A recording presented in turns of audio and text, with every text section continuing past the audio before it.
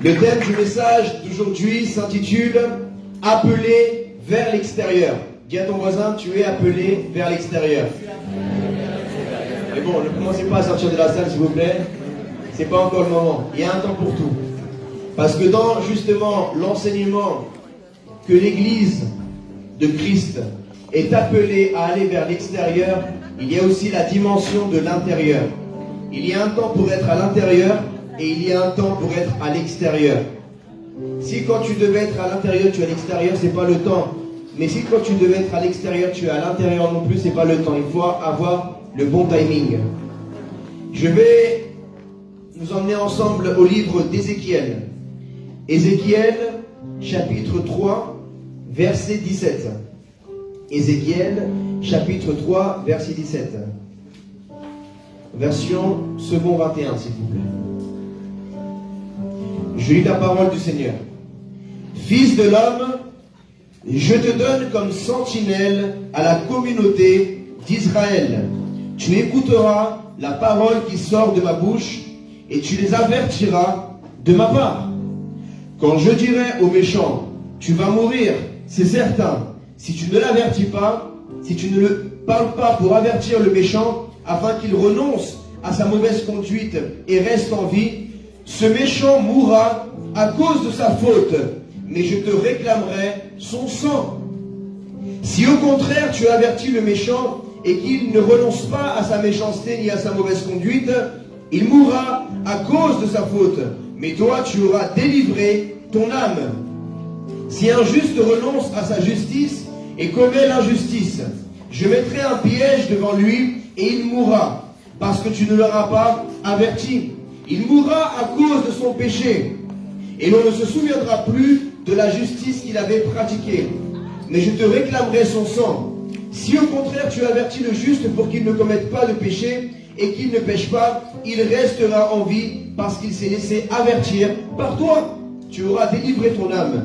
Là encore, la main de l'Éternel reposait sur moi. Il m'a dit, lève-toi, sors dans la vallée et là-bas, je te parlerai. Amen. Acclamons la parole de Dieu. Amen. Prenez place, je vous en prie. Donc, Ézéchiel était un prophète du Seigneur qui a vécu plusieurs siècles avant la venue du Seigneur Jésus-Christ. Et Dieu lui a parlé en son temps. Il l'avait choisi en tant que prophète comme un sentinelle. Dieu, lorsqu'il avait parlé à Ézéchiel, il lui a donné la métaphore d'un sentinelle. Ézéchiel lui-même n'était pas un sentinelle. Comme son métier, ce n'était pas son métier. Parce qu'en vérité, un sentinelle, ce sont les gardes qui sont au-dessus des murailles, des tours qu'il y avait autrefois, parce que les villes étaient encerclées par des murailles, au cas où il y aurait d'autres armées ennemies qui viendraient attaquer la ville. Donc il y avait des murailles et il y avait des sentinelles postées dans les tours afin de prévenir s'ils voyaient un danger au loin. Ils sonnaient la trompette et le peuple se préparait à combattre. Amen. Amen. Et si le sentinelle qui voit un danger arriver ne sonne pas la trompette pour prévenir son peuple, alors il est en train de donner son peuple à la mort. Et l'armée ennemie vient et tue le peuple à cause du sentinelle. Donc nous voyons l'importance d'un sentinelle, d'un garde. Dieu est en train de donner la révélation à Ézéchiel qu'en tant que ministère de prophète, il a une responsabilité de sentinelle spirituelle pour le peuple d'Israël. Et il est en train de dire à Ézéchiel, Ézéchiel, si j'ai déterminé un jugement contre quelqu'un, et toi tu es au courant en tant que prophète du Seigneur, mais tu ne vas pas prévenir cette personne. Cette personne-là, si mon jugement tombe sur elle, elle meurt, son sang sera sur tes mains. Et tu devras me rendre des comptes parce que je t'avais prévenu que tu devrais l'advertir. Mais, si toi, en tant que serviteur de Dieu, tu annonces à cette personne que j'avais déclaré un jugement sur lui, qu'il doit se repentir et que la personne ne se repent pas, alors tu n'auras pas son sang sur ses mains, mais c'est lui-même qui sera mort par sa faute, parce qu'il n'aura pas écouté la parole de l'Éternel. Amen. Aujourd'hui, nous sommes comme Ézéchiel, mes frères et sœurs bien-aimés. nous sommes des hommes et des femmes, des disciples de Jésus-Christ, qui sommes des enfants de Dieu, mais nous devons servir le royaume de notre Seigneur. Amen. Dieu nous a donné le ministère de la parole, de la réconciliation. Et nous avons un message.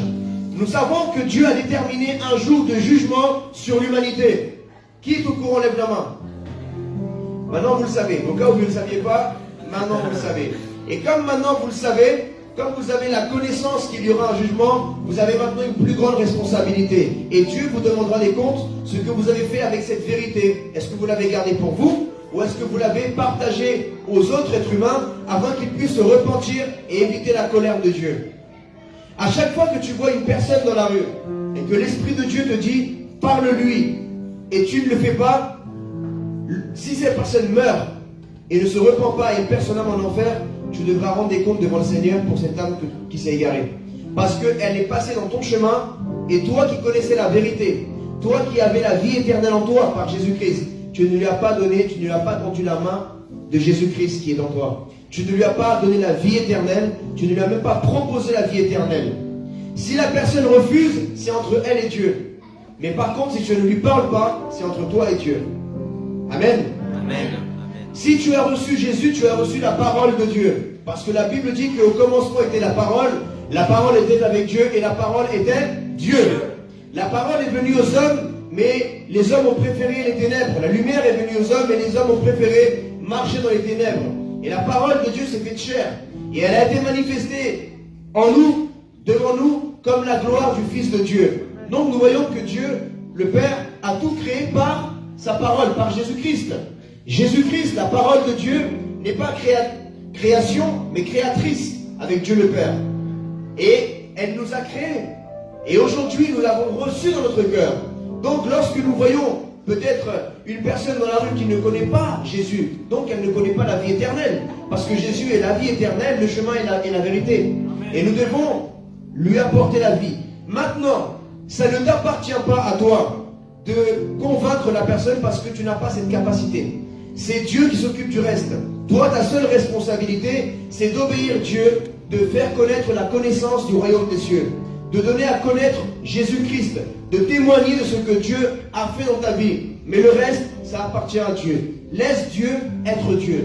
Toi, sois un serviteur et une servante de Dieu. Alléluia. Alléluia. Sois un sentinelle, sois une sentinelle. Nous allons voir à peu près ce qu'est un sentinelle.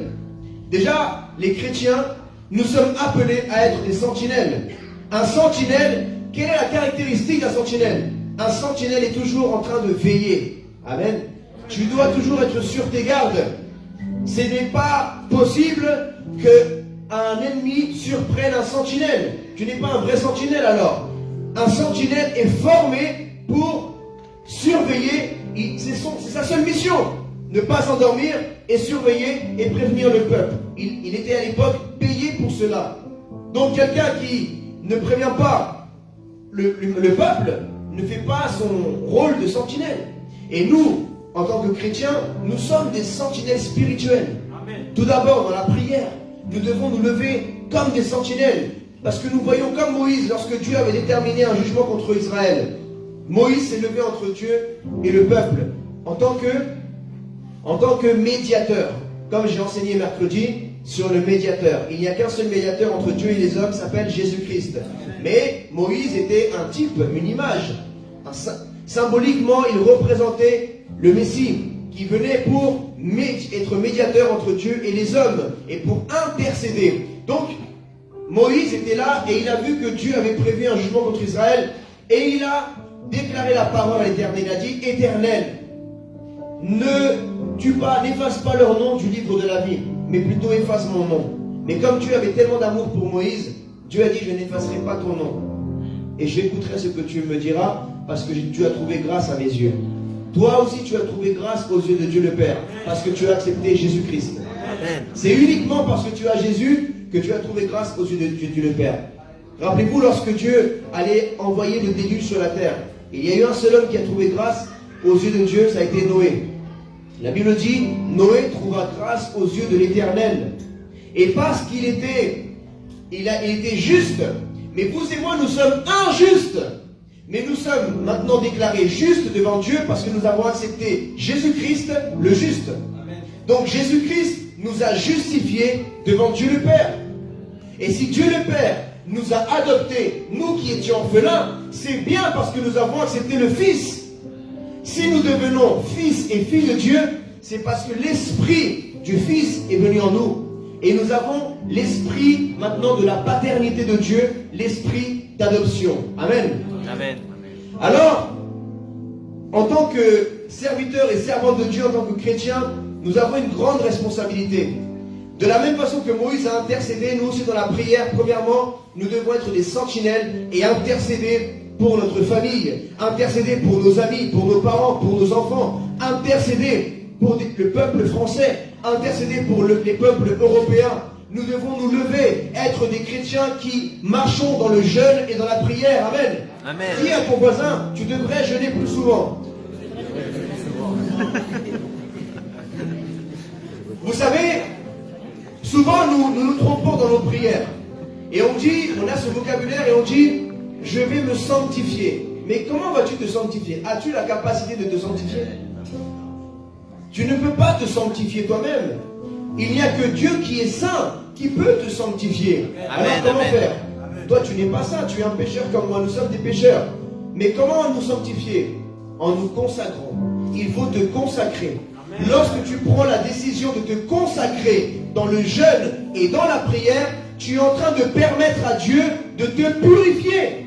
Parce que tu es purifié par la parole de Dieu. C'est la Bible, c'est la parole de Dieu qui te purifie ton âme. Et c'est par la prière et parce que tu es mis à part dans le jeûne et la prière que tu laisses au Saint-Esprit de pouvoir te renouveler tes pensées, ton cœur et même de pouvoir te purifier spirituellement. Amen.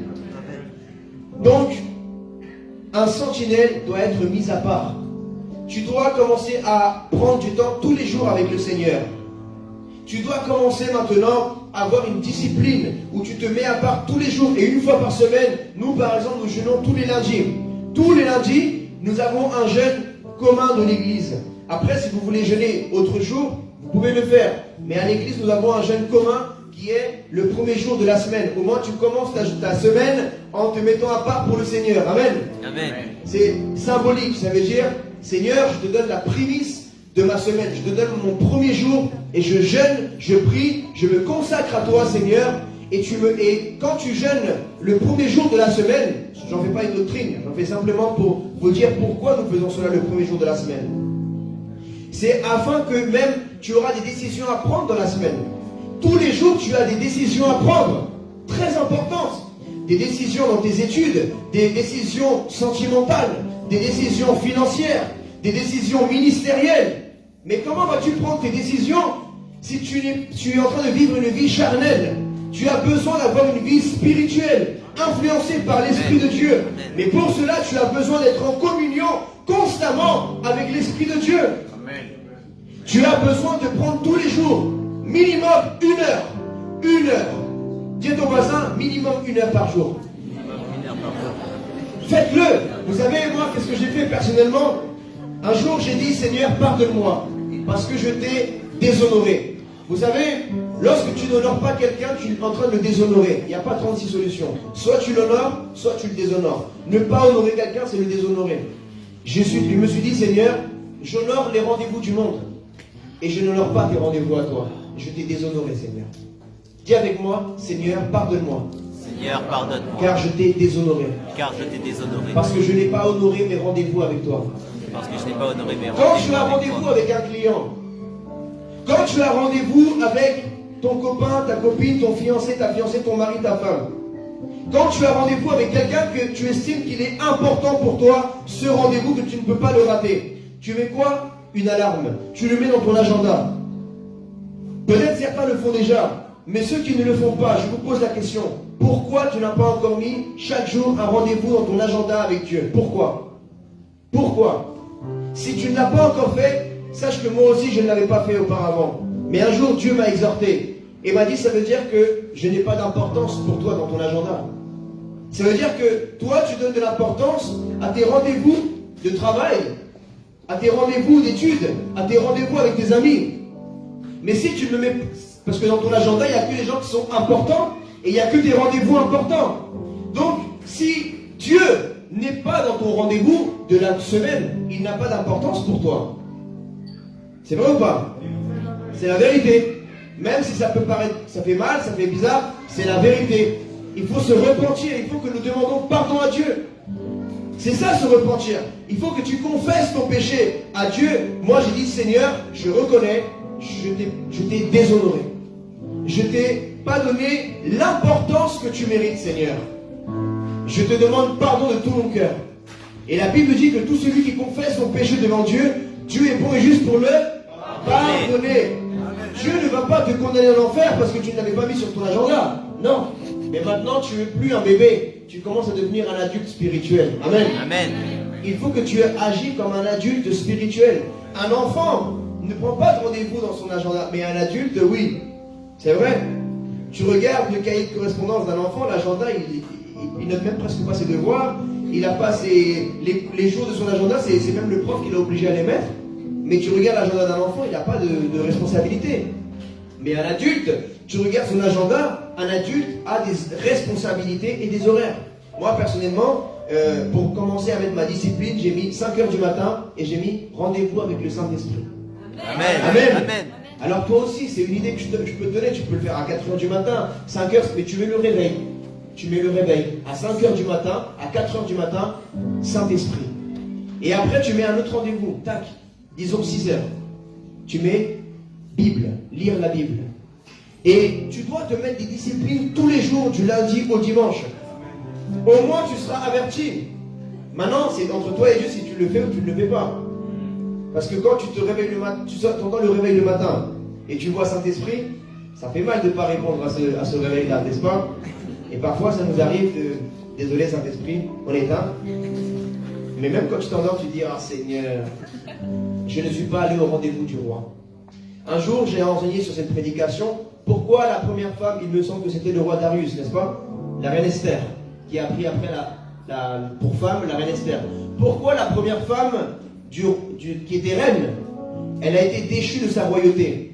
Parce que le roi Darius l'avait invité la reine à venir dans sa présence et elle a refusé. Donc le roi a dit, c'est un manque de respect. Je vais maintenant te rejeter, te répudier. Tu n'es plus ma femme, tu n'es plus ma reine et tu n'as plus aucune autorité dans le royaume. Maintenant, je vais chercher une nouvelle reine. Et c'est là qu'est sortie la reine Esther, qui a même été utilisée par Dieu pour protéger, empêcher que le peuple d'Israël soit tué. Alors, la reine Esther, elle, c'était le contraire. Elle se présentait dans la présence du roi sans même demander l'autorisation. Mais ça montre le courage, qu'elle était même prête à mourir, mais tout ce qu'elle voulait, c'était être dans la présence du roi. Amen. Amen. Toi aussi, peu importe le prix que tu as payé, peu importe le risque, tu dois vraiment désirer être dans la présence du roi chaque jour. Alléluia. Il est important, tu dois être un vrai sentinelle. Ça, c'était pour le sentinelle dans l'intercession et dans la prière. Maintenant, nous allons parler des sentinelles dans la partie de l'évangélisation. Évangélisation, ça vient du mot évangile. Ça veut dire apporter l'évangile. Et l'évangile, en grec, ça veut dire la bonne nouvelle. Amen. Quelle est la bonne nouvelle? Que Dieu nous a pardonné. Oui, ça c'est la manne du ciel. C'est le pardon de Dieu. C'est le pain quotidien des enfants de Dieu. Nous avons accès tous les jours au pardon de Dieu. C'est un droit merveilleux que nous avons, c'est un héritage. Alléluia. Amen. Alors, en tant que sentinelle, en tant que chrétien, nous devons toujours nous tenir vers l'extérieur. Un sentinelle ne regarde jamais vers l'intérieur. Un sentinelle regarde vers l'extérieur. Alléluia. Amen. Alors, afin de prévenir du danger. Et moi, personnellement, je n'ai jamais vu un sentinelle qui est en train de surveiller, enfermé entre quatre murs. Est-ce que vous avez déjà vu des sentinelles enfermés entre quatre murs? Non. Les seuls, c'est des sentinelles modernes, ce qu'on appelle les vigiles. Aujourd'hui, ils surveillent des immeubles, des surfaces, enfermés dans une chambre devant des caméras, mais ils s'endorment. Ça veut dire quoi? Ils s'endorment devant un écran, ils s'endorment. C'est les nouvelles générations des sentinelles. Ça veut dire quoi? Que quand tu as une vie chrétienne, et que ta vie chrétienne se résume simplement à aller chaque dimanche entre quatre murs dans une église, tu as une vie de chrétien endormi. ça donne la paresse spirituelle. Dis à ton voisin, ne deviens pas paresseux. Sors de ta paresse. Oui, dis-lui, sors de ta paresse. Être un sentinelle qui est toujours enfermé entre quatre murs, ça fait que tu t'endors, tu t'ennuies. Et ta vie chrétienne se résume simplement à lire la Bible, à prier, si ce que tu pries, si ce que tu lis la Bible. Encore, faut-il lire la Bible et prier.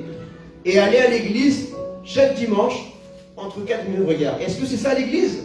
L'église, c'est pas le local. L'église, c'est toi. L'église, c'est toi.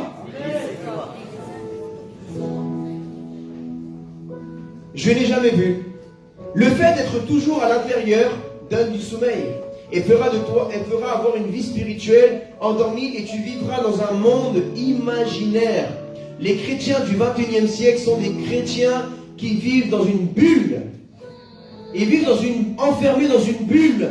Les gens qui vivent à l'intérieur de la ville, enfermés par une muraille, ils vivent dans un monde imaginaire.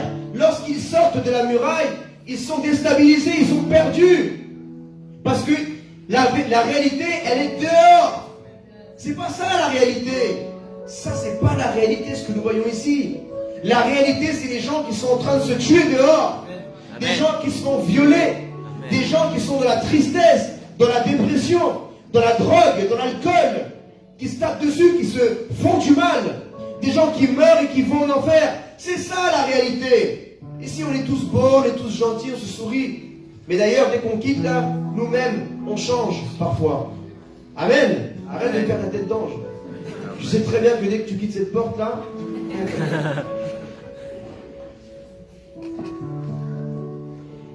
alors, ceux qui sont à l'extérieur voient des choses, les chrétiens de l'extérieur voient des choses que les chrétiens de l'intérieur n'ont jamais vues. Il y a des choses que les sentinelles voient, que les gens qui ne sont pas des sentinelles, ils verront jamais. Ils n'ont jamais vu. Pourquoi? Parce qu'ils regardent vers l'extérieur. Ceux de l'extérieur ont une plus grande vision. Un chrétien qui a une mentalité de vie d'église, mais qui n'a pas encore compris que l'église, c'est pas les quatre murs. L'église, c'est pas le nom de l'église. L'église, c'est les chrétiens. Tu auras une vision limitée. Tu auras une vision, une petite vision enfermée entre quatre murs dans une boîte de carton. Et quand tu sortiras vers le monde extérieur, tu seras un chrétien religieux, traditionnel, toujours en train d'être enfermé une petite mentalité. Or que si tu es un chrétien, qui tu es toujours à l'intérieur, mais que tu sais aussi aller à l'extérieur, parce qu'il faut un équilibre. Il ne faut pas être que à l'extérieur, ni que à l'intérieur. Il faut un équilibre. Alors, tu auras la connaissance de l'intérieur, la formation de la parole de Dieu, l'enseignement de la Bible, la vie communautaire, de communauté. Tu auras beaucoup de choses que tu auras appris, mais aussi tu connaîtras l'évangélisation, aider les pauvres, les orphelins, les personnes malades, les prisonniers. Tu auras des témoignages. Les chrétiens de l'intérieur n'ont aucun témoignage. Ils racontent le même témoignage depuis 20 ans. Ça fait 20 ans, 10 ans que tu racontes le même témoignage, qu'on t'avait écrasé le doigt de pied, qu'après Jésus t'avait guéri ton ongle. Ça fait 20 ans que tu racontes le même témoignage. Les chrétiens de l'intérieur, ils n'ont pas de renouveau dans leur vie, c'est toujours la même chose. C'est quand la dernière fois que tu as sauvé une âme? Ne me réponds même pas. 1900... Quand est-ce la dernière fois que tu as été visiter un orphelinat? Quand est-ce la dernière fois que tu as soutenu des orphelins? Quand est-ce la dernière fois que tu es parti dans un hôpital pour prier pour des malades? Amen. Mais je ne sais pas quel évangile tu es en train de vivre, mon ami. Tu vis un évangile d'une boîte de cornflakes. Je ne sais pas quel évangile tu vis. Nous sommes des chrétiens d'Hollywood.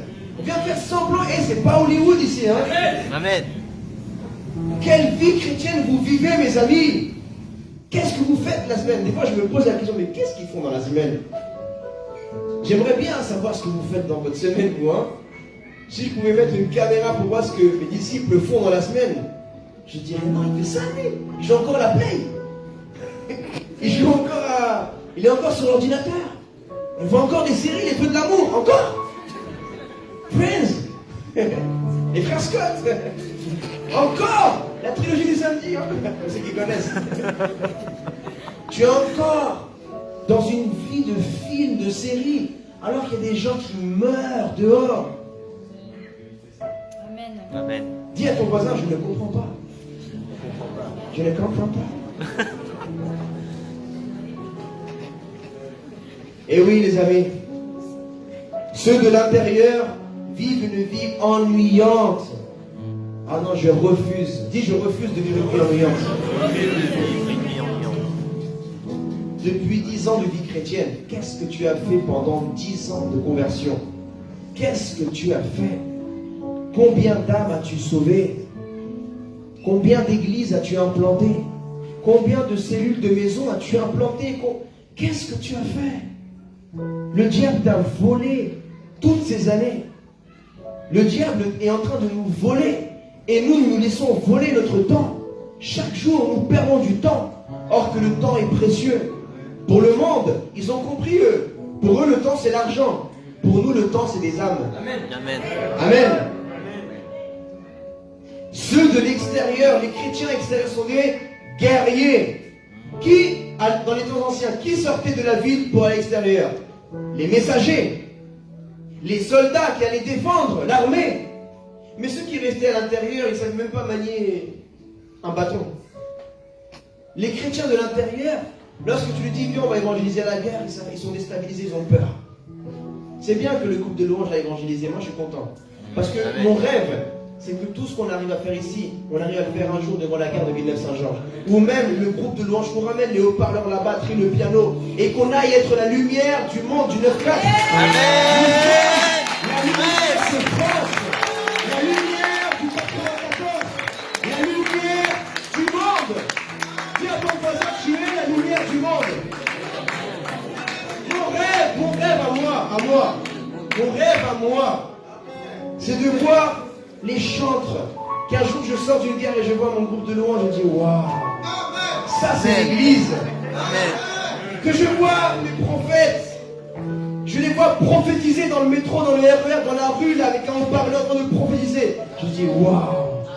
Amen. Là, je te donne une offrande, là. Je te donne une offrande. Tu veux qu'on sert dans ton ministère, tu veux être à plein temps, pourquoi? Pour dormir jusqu'à 10h, faire des grasses matinées? Tu fais quoi? Pourquoi tu veux que je te soutienne? Tu fais quoi de ta journée? Hein? Tu as un ministère virtuel. Sur Internet. Tu veux faire des vidéos toute la journée. Et tu dis, mon appel, c'est les réseaux sociaux, mon appel. Ah, donc toi, ton appel, c'est Internet, ton appel. Donc, s'il n'y a plus Wi-Fi, tu fais quoi alors? Tu n'as plus de ministère. Les chrétiens d'Internet, s'il n'y a plus d'Internet, imagine demain, il n'y a plus d'Internet. C'est quoi ton ministère? Il n'y a plus de ministère alors? Parce que ton ministère, c'était Internet.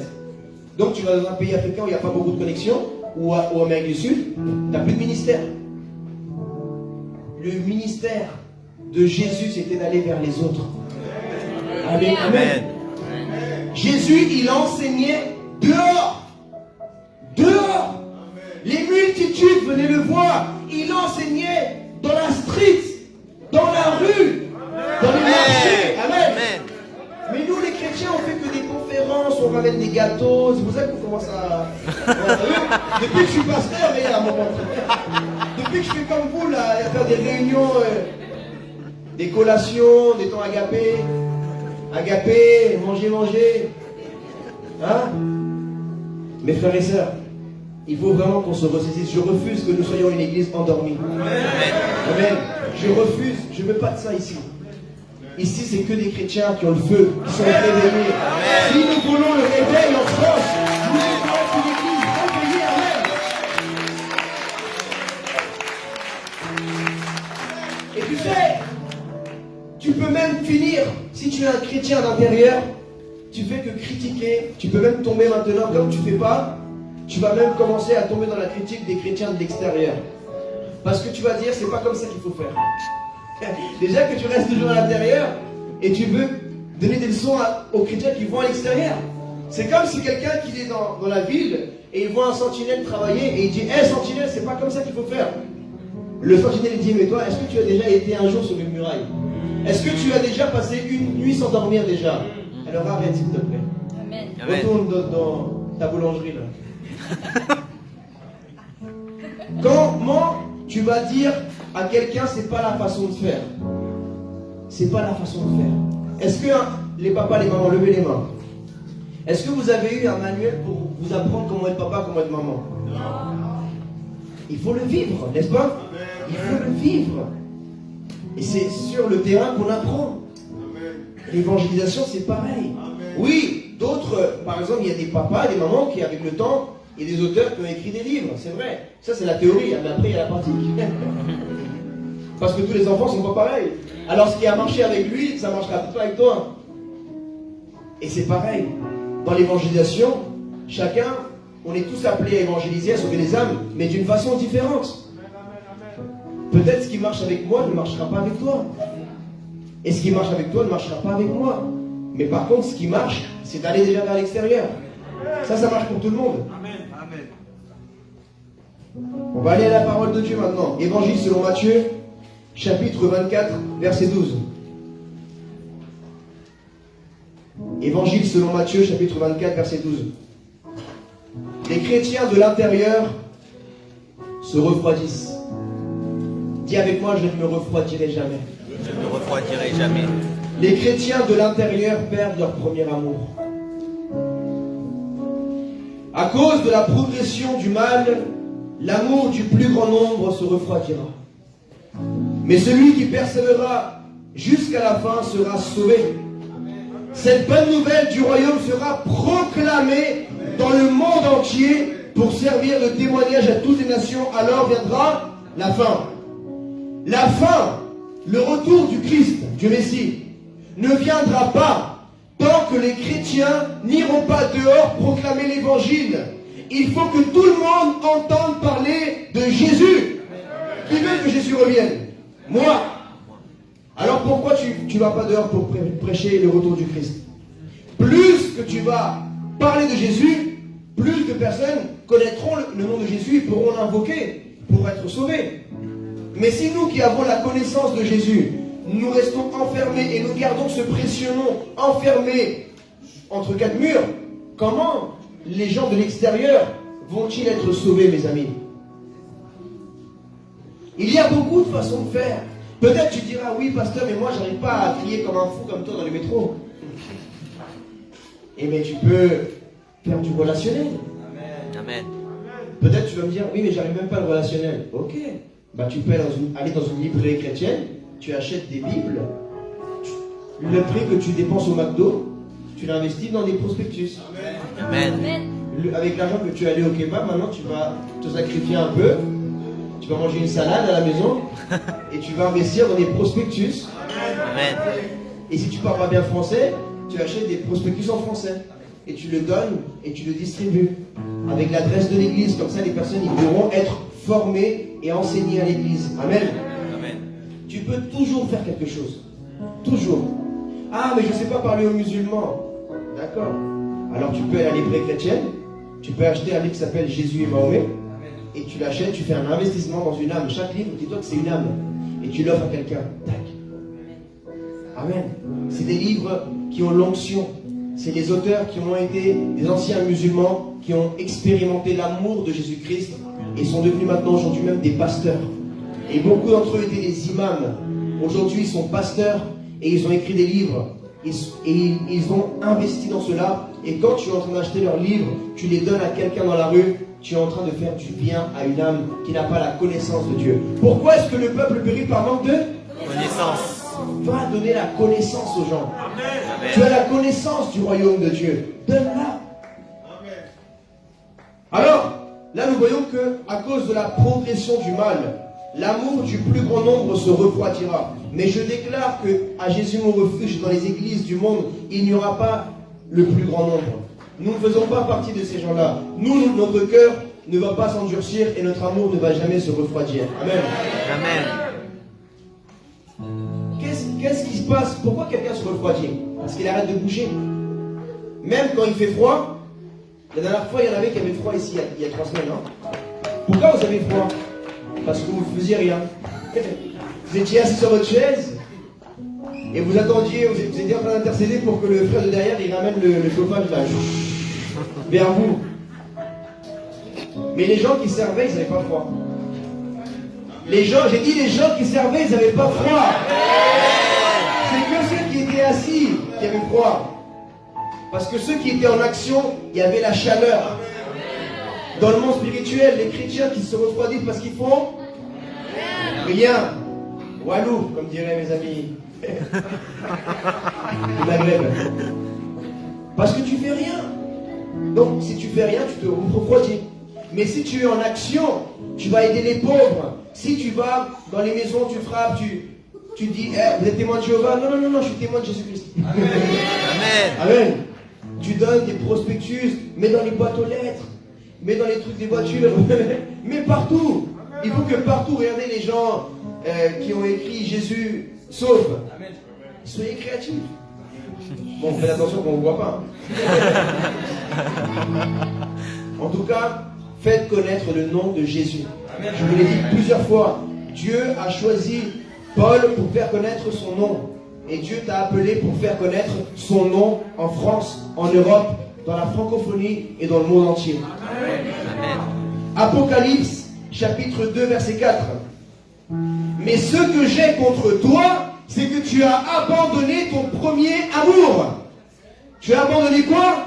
Ton premier amour. Là, c'est Jésus qui parle. Jésus parle à une des 7 églises. Et il est en train de dire aux chrétiens, et oui, il y a un contexte bien précis. Jésus parlait à une église précise, à un type de chrétien précis. Il a dit, ce que j'ai contre toi, ça veut dire, je te reproche quelque chose. La seule chose que j'ai à te reprocher, c'est que tu as perdu ton premier amour. Aujourd'hui, Jésus est en train de nous reprocher à beaucoup d'entre nous que nous avons perdu notre premier amour, mes frères et sœurs. Oui, tu lis la Bible, oui, tu pries, oui, tu vas à l'église, mais tu as perdu ton premier amour. Comme disait le diacre Eaton, il faut faire des actes, des gestes pour honorer la personne que tu aimes. Amen. Amen. Et il faut poser des actions. Des actions. Mais nous vivons que de paroles. Nous disons, Jésus, je t'aime, alléluia, tu es l'amour de ma vie, j'irai où tu veux, mais tu en restes là, tu fais rien. Tu dis, j'irai où tu veux, mais tu fais ce que tu veux toi. Tu poses aucune action. Pose une action cette semaine. Dis à ton voisin, cette semaine, pose une action. Fais quelque chose pour Dieu, je ne sais pas. Invente-toi quelque chose. Tu as la créativité de Dieu en toi, parce que tu as l'image de Dieu. Dieu, ton créateur, il a donné cet ADN de créativité en toi. Alors, sois créatif. Cette semaine, invente quelque chose pour parler de l'amour de Jésus aux gens dehors. Je ne sais pas ce que tu vas inventer, mais je veux des témoignages dimanche prochain. Dis, pasteur, quand tu as dit ça, je ne savais pas quoi faire, mais après j'ai eu une révélation, j'ai eu une idée de faire ça. Vas-y. La semaine prochaine, que tu puisses nous apporter des idées. Il y a plein d'idées. Sois créatif. Amen. Dans ce contexte-là, Dieu parlait à l'église. L'église, en grec, ça vient de ecclésia. Et ecclésia est un mot composé en 2 parties.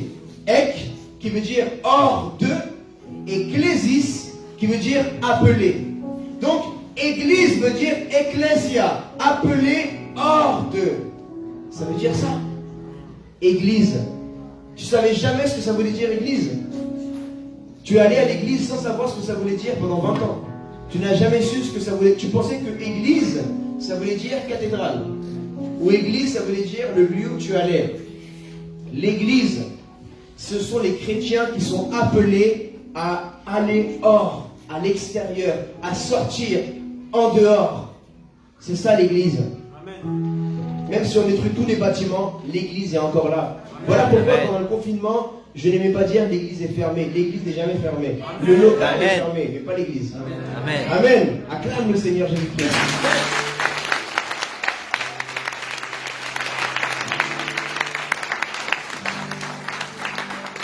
Bon. Là, c'était l'entrée. Là, nous allons passer au plat principal. Notre exemple doit toujours être le Seigneur Jésus-Christ. Amen. Amen. Nous devons avoir une vie centré sur le Christ. Nous devons parler comme Jésus, penser comme Jésus.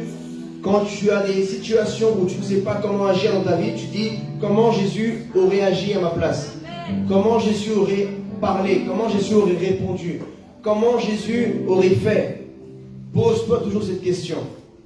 Alors, nous allons aller ensemble à l'évangile selon Jean, au chapitre 8, verset 42.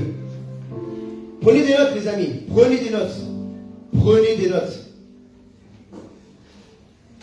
Ne vous laissez pas embobiner, hein. Prenez des notes. Il faut que vous notiez des versets. Tous mes messages, tous les messages que vous entendez d'un prédicateur doivent être appuyés par la parole de Dieu. Amen. Amen. Si une prédication ne peut pas être appuyée sur la parole de Dieu, c'est pas bon. Parce que c'est notre fondation, la parole de Dieu. Amen. Qu'est-ce qu'il est écrit? Jésus leur dit, si Dieu était votre Père, vous m'aimeriez. Car c'est de Dieu que je suis sorti. Que je suis quoi? Sorti. Ah, même lui il est sorti, hein. Très intéressant. Et c'est de sa part que je viens. Je ne suis pas venu de moi-même, mais c'est au contraire lui qui m'a envoyé. Amen. Qui a envoyé Jésus? Dieu le Père. Donc Jésus, il était à l'intérieur de Dieu le Père. C'est une grande révélation. C'est un des mystères que nous ne pouvons pas comprendre avec notre petit cerveau limité, humain. Mais nous savons que dans l'évangile selon Jean, au chapitre 1, verset 1, il est écrit, au commencement était la parole, et la parole était avec Dieu. Et la parole était Dieu. Amen. Amen. Donc, là, nous comprenons mieux ce que Jésus a dit. Parce que si tu imagines Jésus comme quelqu'un de corporel, comme quelque chose de physique uniquement, tu vas dire, mais comment quelqu'un peut sortir de... Oui, un enfant peut sortir d'une maman, donc il y a comme un enfantement. Là, tu as cette révélation. Mais, là, il nous donne une autre révélation. Jésus a dit qu'il est sorti du Père. Et là, il nous dit qu'au commencement était la parole, et la parole existait déjà, la parole était avec Dieu, et la parole était Dieu. Et en fait, la parole, c'est Jésus. Amen. Jésus est la parole créatrice de Dieu. Avant, il n'y avait rien. Retournons des millions d'années en arrière. Il n'y avait que Dieu et il n'y avait rien. Rien. Même pas d'anges. Il n'y avait même pas des anges. Il n'y avait rien. Même pas de l'univers, les planètes, les systèmes solaires. Il n'y avait rien. Donc, pourquoi il n'y avait rien? Parce que Jésus n'était pas encore sorti du Père. Parce que la parole était encore dans le Père. Mais quand le Fils est sorti pour la première fois, il a dit que la lumière soit et la lumière fut. Et là, le Fils est sorti du Père. La parole est sortie du Père. Et là, tout a été créé. Même les anges ont été créés par Jésus. Tout Adam, le premier Adam a été créé par le second Adam. Parce que même si le premier Adam était manifesté dans le monde naturel avant le second Adam, le premier Adam existait avant même de la fondation du monde. Alors la parole de Dieu, parce que Adam n'était pas la parole de Dieu. Adam a été fait de la poussière. Mais Jésus, il est venu du Père, de l'Esprit. Alors là, nous voyons quoi? La parole de Dieu, elle est sortie. Et la Bible dit que la parole de Dieu ne revient pas à lui sans faire son effet. Aujourd'hui, nous avons vu que Jésus est sorti de Dieu le Père il y a 2000 ans. Il est venu pendant 33 ans sur la terre, mais il est remonté à lui. Et la Bible, la parole s'accomplit, il n'est pas remonté sans avoir fait son effet. Il a fait un effet, il a causé un réveil mondial en 33 ans. En même pas 33 ans, en 3 ans, parce que son ministère a duré approximativement 3 ans. Donc toi aussi, j'avais donné ce message par rapport à la proclamation quand tu prêches l'évangile. Quand tu es en train de proclamer l'évangile, déjà quand tu sors de ton confort, dis à ton voisin, sors de ton confort. Si tu veux entrer dans ton ministère, Jésus n'aurait jamais pu entrer dans son ministère s'il ne serait pas sorti du Père. S'il serait resté dans le sein du Père, il n'aurait pas eu son ministère. Mais c'est lorsqu'il est sorti du Père qu'il a pu exercer son ministère sur la terre et après il est revenu au Père. Et là, on attend qu'il nous le renvoie. Comme ça, il l'envoie, il le reprend. C'est comme la vie. Jésus dit, personne ne me prend ma vie. C'est moi qui la donne quand je veux. Et je la reprends quand je veux. Qu'est-ce qu'il y a? Ça, c'est Jésus tout craché, ça. Amen. Alors, nous aussi, si nous voulons voir des choses être créées dans notre vie, nous devons sortir dehors. Dieu n'aurait rien pu créer si sa parole n'était pas sortie de lui. Et toi aussi, tu as une parole. La parole de Jésus est en toi. Donc quand tu vas évangéliser, des choses vont être créées dans ta vie, dans ton ministère, dans ton foyer. Tu déclares. Mais aussi toi-même, la parole de Dieu est en toi. Tu es la parole aussi. Tu es la parole du Christ. Si Christ est la parole du Père, alors toi tu es la parole du Christ. Amen. Amen. Si Jésus a réconcilié l'humanité avec Dieu le Père, alors toi tu dois réconcilier l'humanité avec Jésus afin que Christ l'emmène vers le Père. Amen. Mes amis, nous avons une très grande responsabilité. Regardez l'âge que vous avez déjà. Vous avez déjà atteint un certain âge. 20 ans, 30 ans, 40 ans, 50 ans, 60 ans. Faites un bilan de votre vie, même de l'année 2020. Même depuis 3 mois là, qu'est-ce que vous avez fait en 2021? Ça fait 3 mois qu'on est en 2021. Qu'est-ce que tu as fait? Est-ce que tu es dans ton appel? Est-ce que tu es rentré dans ton appel? Est-ce que tu es entré dans ton ministère? Ou est-ce que tu commences déjà à te former même pour entrer dans ton ministère? Qu'est-ce que tu es en train de faire? Le diable est en train de te voler discrètement. Ne te laisse plus voler. Reprends au diable ce qu'il t'a volé. Amen. Reprends ton temps. Reprends ta joie. Reprends ta paix. Reprends tout ce qu'il t'a... Recommence à rêver comme avant. Vous savez, le diable a pu mettre Joseph en prison. Mais Joseph a continué à rêver même en prison. Amen. Il n'a pas volé ses rêves. Il lui a volé sa liberté. Il lui a volé beaucoup de choses, des années de sa vie. Mais il n'a pas volé ses rêves. Il a dit, tu ne pourras pas m'empêcher de rêver, Satan. Je continuerai à rêver. Dis à ton voisin, continue à rêver. Pas à dormir, attention, ne malinterprétez pas ce rêver dans le sens visionnaire. Soyez des visionnaires. Amen.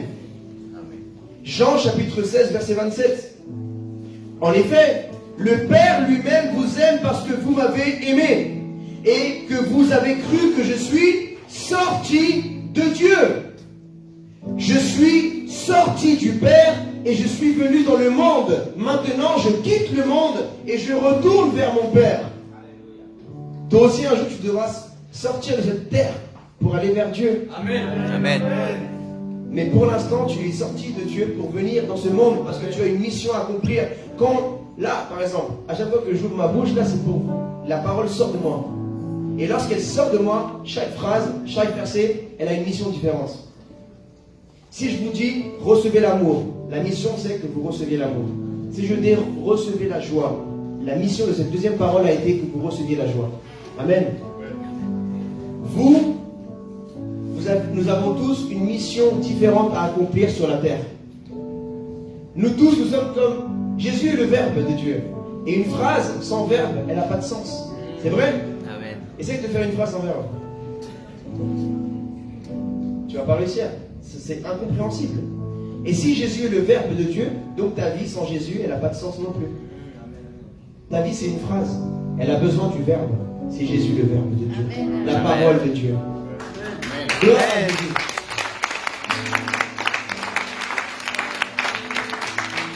Matthieu chapitre 4, verset 17.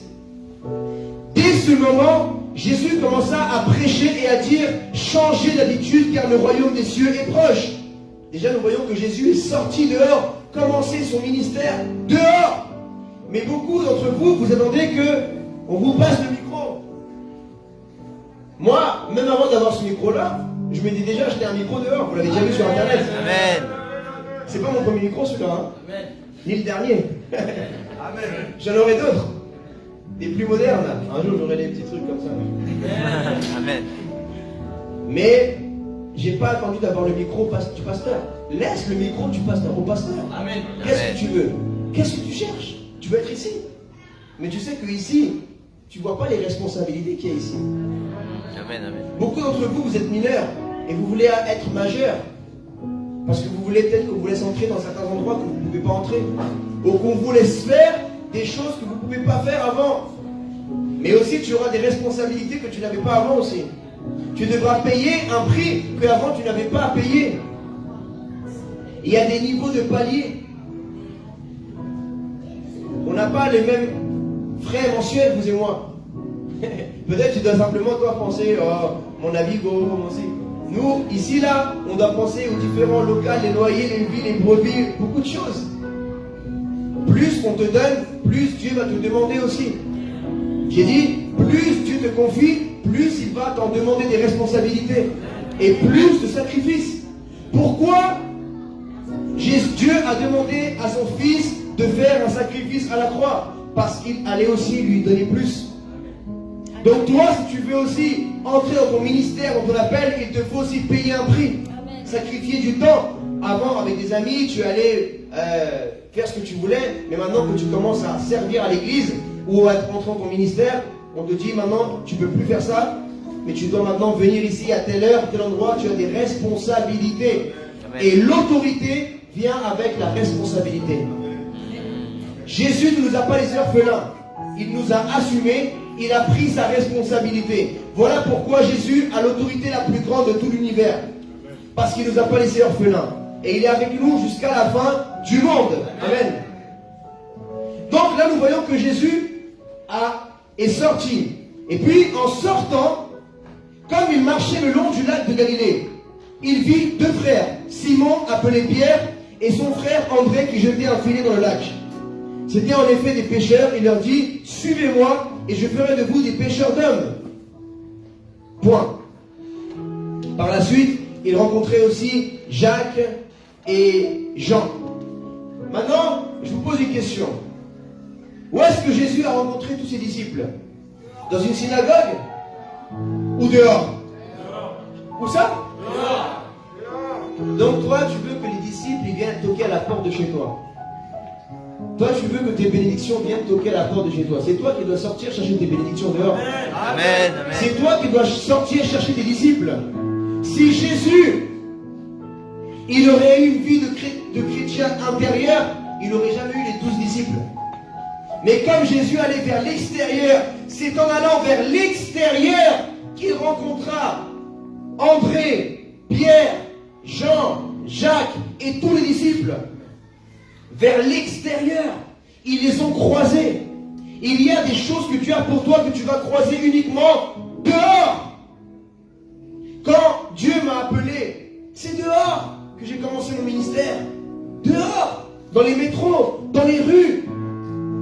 J'avais pas beaucoup d'argent, mais j'ai économisé pour m'acheter un haut-parleur. J'ai économisé pour m'acheter des prospectus. Investis dans ton ministère. Investis en toi. Si tu ne crois pas en toi, comment tu vas demander à des gens qui croient en toi? Allô?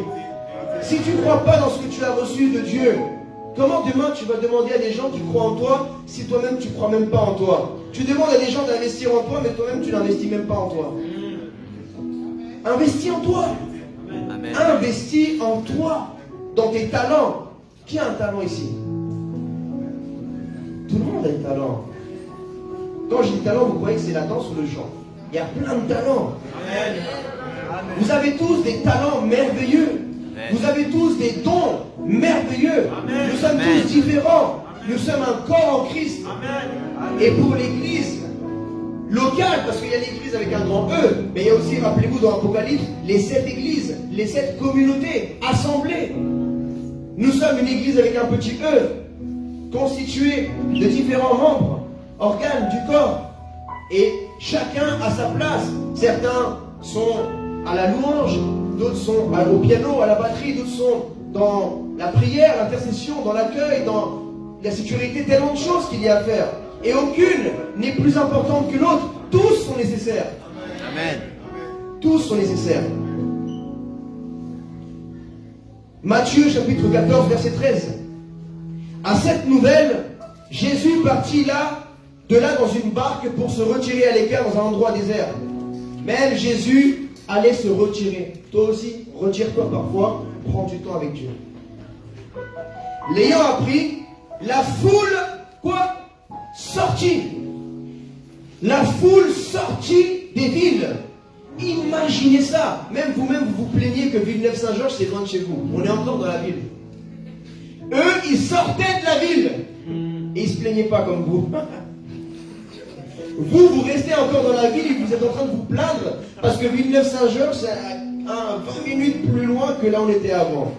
Donc toi, tu veux que Dieu t'emmène plus loin dans ta vie, mais tu n'es pas prêt à aller aussi plus loin. Donc tu vas dire, comme tu as la flemme d'aller plus loin, moi aussi j'ai la flemme de t'emmener plus loin. C'est ça, non? C'est ton langage. Donc Dieu te parle avec ton langage. Puisque toi tu dis j'ai la flemme, donc Dieu aussi dit, moi aussi j'ai la flemme. Si tu dis non mais je suis fatigué, ah bah Dieu aussi va te dire, je suis fatigué. Je voulais te bénir, j'avais tellement envie de te bénir, mais j'ai la flemme. Je suis fatigué. Dieu, il voulait étendre sa main sur toi. Mais il a dit, la flemme, j'ai la flemme, je suis fatigué. Tu es trop loin. Tu es trop loin. Rapproche-toi de Dieu. Et Dieu se rapprochera de toi. Amen. Amen.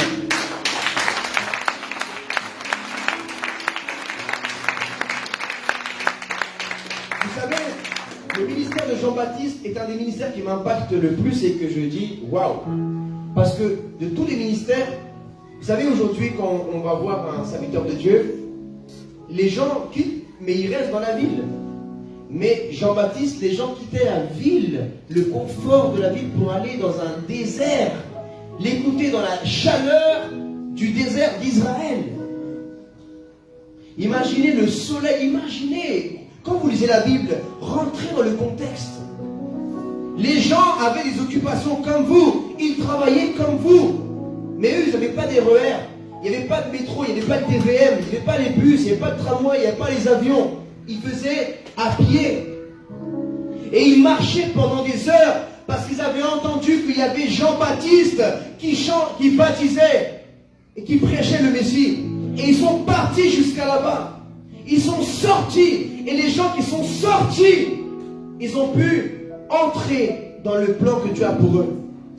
Ils ont pu être baptisés. Et en se baptisant et en côtoyant Jean-Baptiste, un jour ils ont fini par côtoyer Jésus.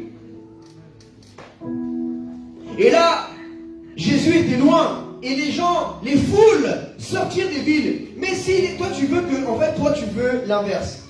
Toi tu veux que les foules viennent vers toi. Or, toi tu n'es jamais allé vers les foules. Toi tu veux être Reinhard Bonnke, mais tu ne sais pas le témoignage de Reinhard Bonnke. Parce que toi tu as connu Reinhard Bonnke quand il avait 40 ans. Mais tu ne l'as pas connu quand il avait 20 ans. Certains ne savent pas c'est qui Reinhard Bonnke. Billy Graham, des grands prédicateurs qui ont une onction de remplir des stades. Donc vous avez vu ça et vous voulez faire pareil qu'eux. Mais vous avez vu que la partie émergée de l'iceberg. Vous n'avez pas vu toutes les années qu'ils ont galéré. Tu n'as pas vu quand il est parti en Afrique, Reinhard Bonnke, qu'il n'avait pas un seul pesos. Rien du tout.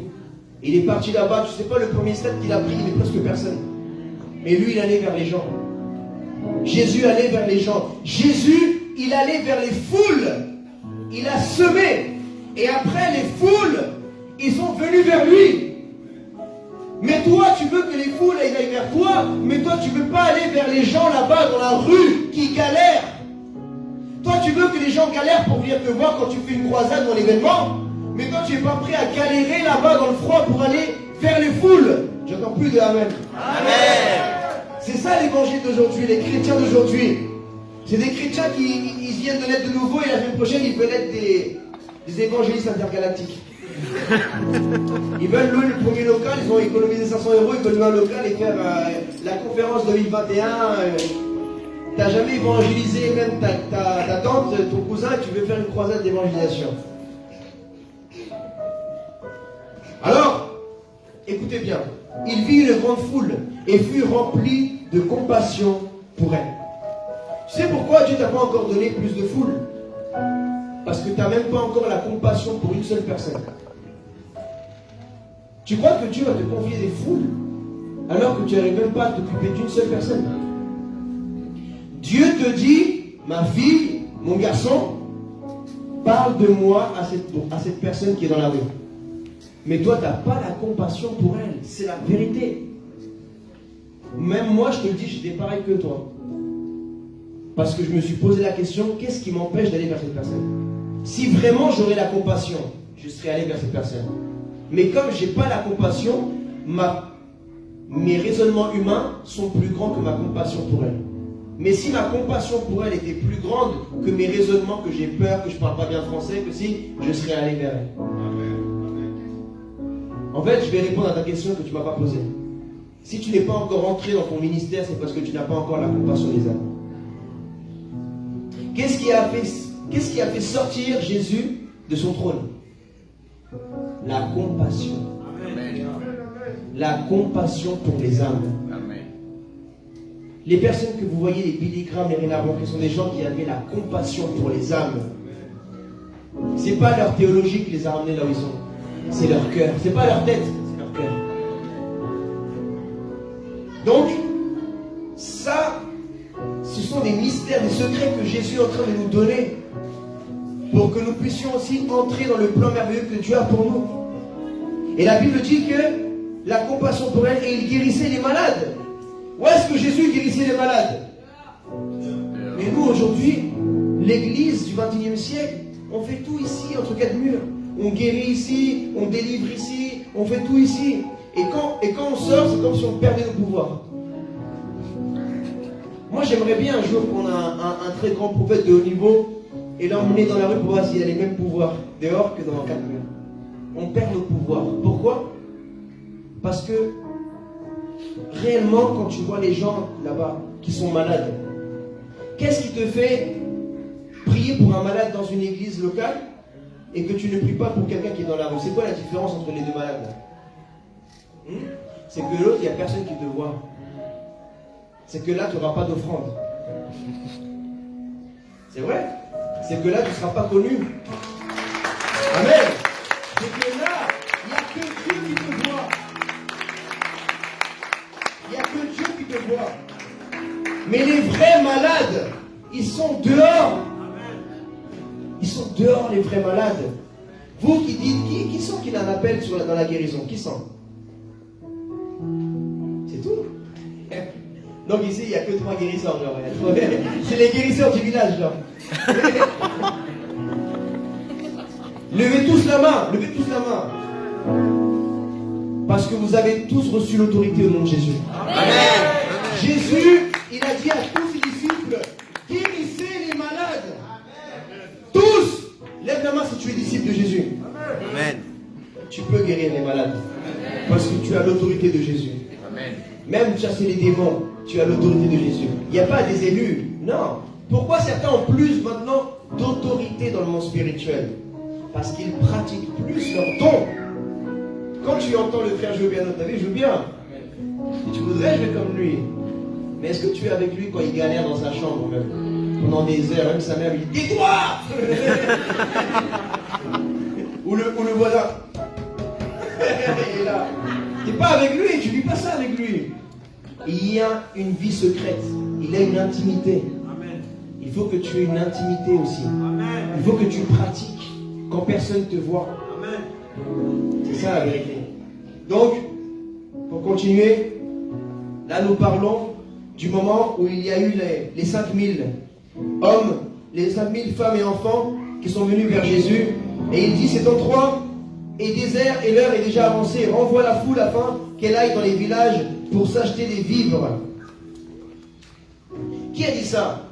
Les disciples. Vous voyez que les disciples, ils n'avaient pas la compassion que Jésus avait. C'est-à-dire, les disciples, eux, ils pensaient que c'est bon, on va clôturer, c'est bon, on va clôturer, on va rentrer chez nous.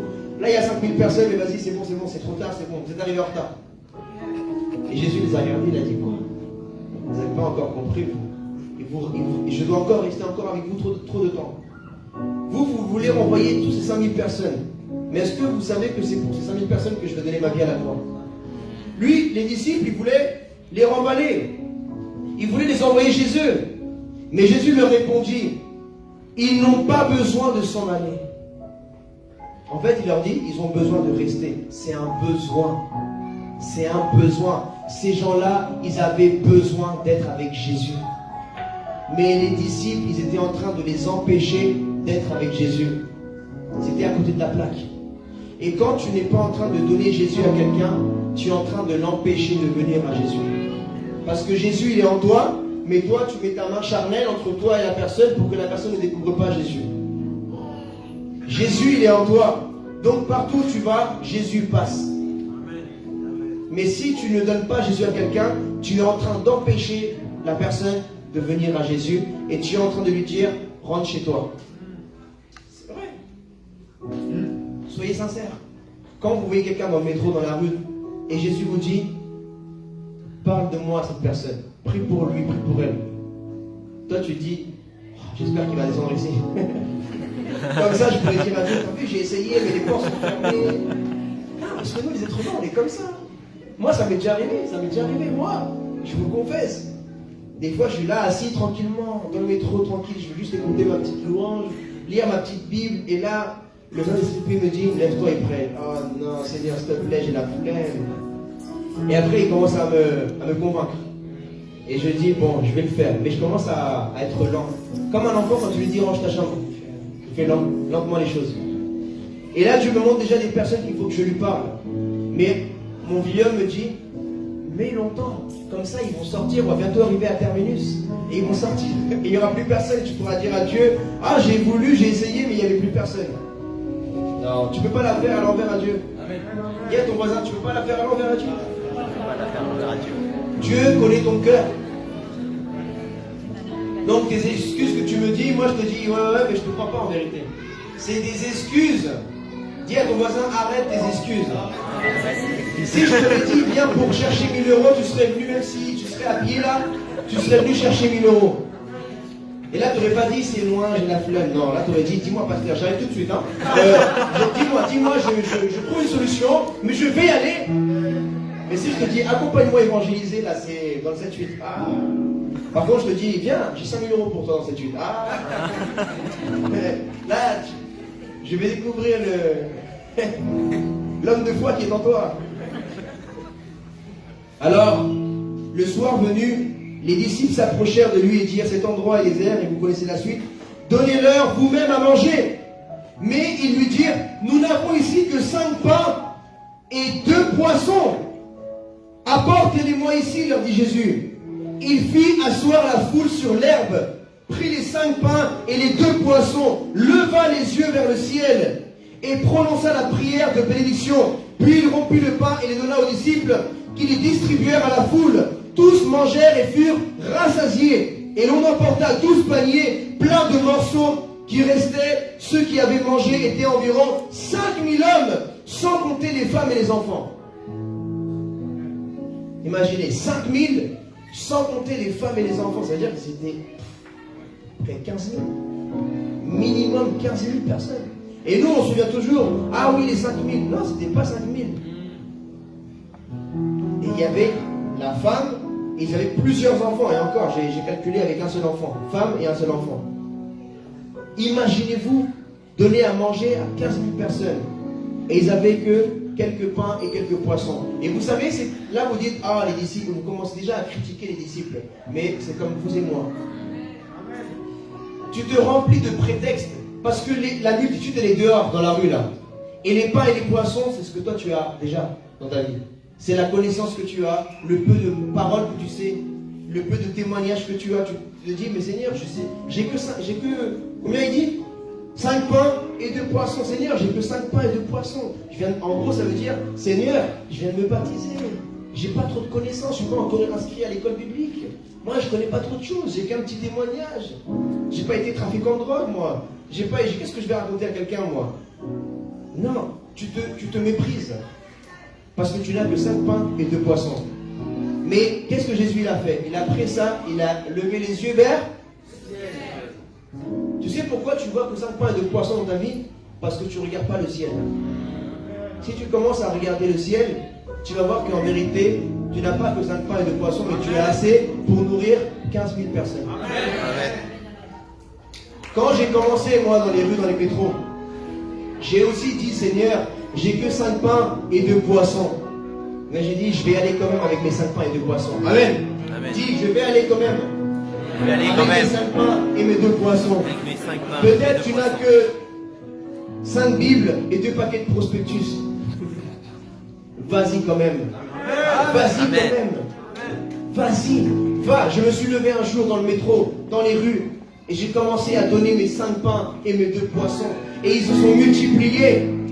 Et multipliés, et multipliés. Et aujourd'hui, par la grâce de Dieu, je suis pasteur. Merci pour la gloire de Dieu. Mais j'ai commencé avec 5 pains et 2 poissons. Et aujourd'hui, nous implantons des églises, des écoles bibliques, des groupes d'évangélisation. Nous formons des ministères pour la gloire de Dieu. Mais j'ai commencé avec 5 pains et 2 poissons. Et j'en suis au début. Alors regarde les grands ministères en ce monde. Des hommes et des femmes qui ont cru au Seigneur. Mais ils ont commencé avec 5 pains et 2 poissons. Vous voyez le roi David. Le roi David, que vous aimez tellement chanter les psaumes. Vous voyez, il a été roi d'Israël, n'est-ce pas? Il a vaincu Goliath. Il a eu beaucoup de victoires. Mais vous savez comment il en est arrivé là?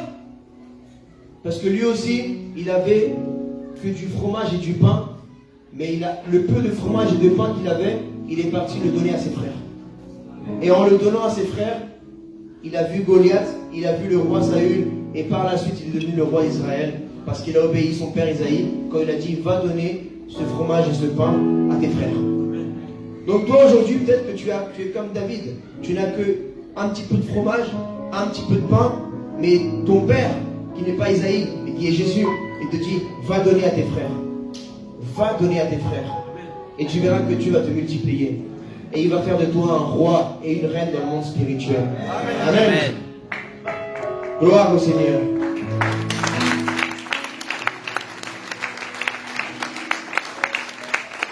Je vais inviter le groupe de louange, s'il vous plaît. Et je vais nous inviter à nous lever, s'il vous plaît.